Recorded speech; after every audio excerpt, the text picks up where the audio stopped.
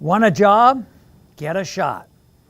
Mask tyranny reached a new low recently when a family was kicked off a Spirit Airlines flight because their 4-year-old autistic son was not wearing a mask. The family was removed from the plane even though the boy's doctor had decided the boy should be exempted from mask mandates because the boy panics and engages in behavior that could pose a danger to himself when wearing a mask. Besides, 4-year-olds do not present much risk of spreading or contracting coronavirus. Even if masks did prevent infections among adults, there would be no reason to force children to wear masks. Mask mandates have as much to do with health care as TSA screening have to do with stopping terrorism. Masks and TSA screenings are security theater done to reassure those frightened by government and media propaganda regarding coronavirus and terrorism that the government is protecting them. COVID oppression will worsen if vaccine passports become more widely required. Vaccine passports are digital or physical proof a person has taken a coronavirus vaccine. New York is already requiring that individuals produce digital proof of taking a coronavirus vaccine before being admitted to sporting events. Imagine if the zealous enforcers of mask mandates had the power to deny you access to public places because you have not gotten your shot.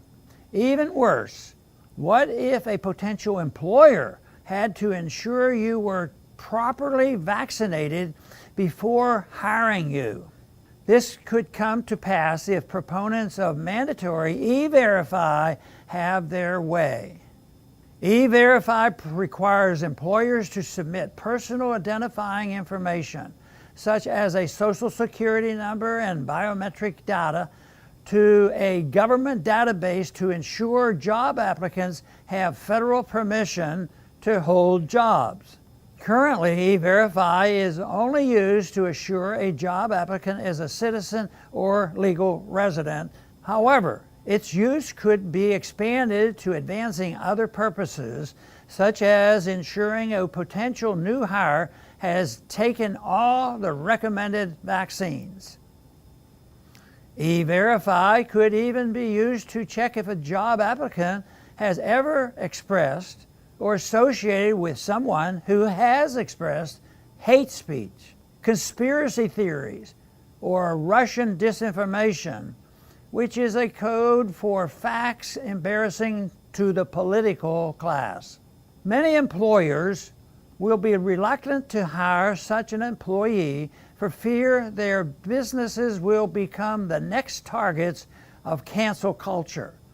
Those who doubt this should consider how many businesses have folded under pressure from the cultural Marxists and fired someone for expressing an unapproved thought. Politicians and bureaucrats have used overblown fear of coronavirus to justify the largest infringement of individual liberty in modern times.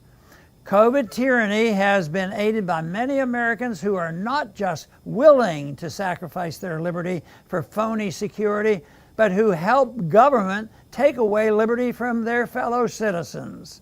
The good news is that as it becomes increasingly clear that there was no need to shut down the economy, throw millions out of work, subject children to the fraud of virtual learning, and force everyone to wear a mask, more people are turning against the politicians and experts behind the lockdowns and mandates.